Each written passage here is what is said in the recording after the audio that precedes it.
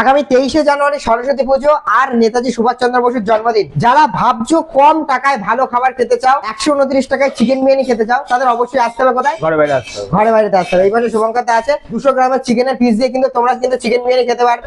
আর এটা shareable combo, unlimited biryani না, কিন্তু তোমরা যদি মনে করো 129 টাকা দিয়ে দুজন খেতে পারবে, তা খেতে পারবে অবশ্যই। ঠিক আছে, আমাদের একটুখানি দেখাও যে 129 টাকায় চিকেন বিরিয়ানি কতটা পরিমাণে দিচ্ছে। ঠিক আছে, কারণ সরস্বতী পুজোর দিন কিন্তু একটা হিউজ পরিমাণে অডিয়েন্স আসবে, আর আমি তো সারাদিন থাকছি। এই যে 129 টাকায় চিকেন বিরিয়ানিতে কি কি থাকছে সেটা দেখাবে। এরকম ঝোড়ো ঝেড়ে পড়া রাইস আছে একদম।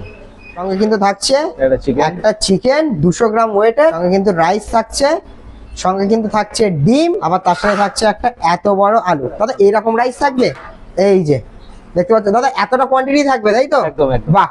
আর এই কোয়ান্টিটিটা 129 টাকা দিয়ে নিয়ে তোমরা যদি মনে করো কেউ শেয়ারেবল কম্বো ভাবেও খেতে চাও, তাহলে সরস্বতী পুজোর দিন আসতে পারে নাকি? অবশ্যই, অবশ্যই। সবাই বন্ধু বান্ধবীরা নিয়ে আসো এবং ডেফিনেটলি কিন্তু খেয়ে জানিও তোমাদের কেমন লেগেছে। চলো।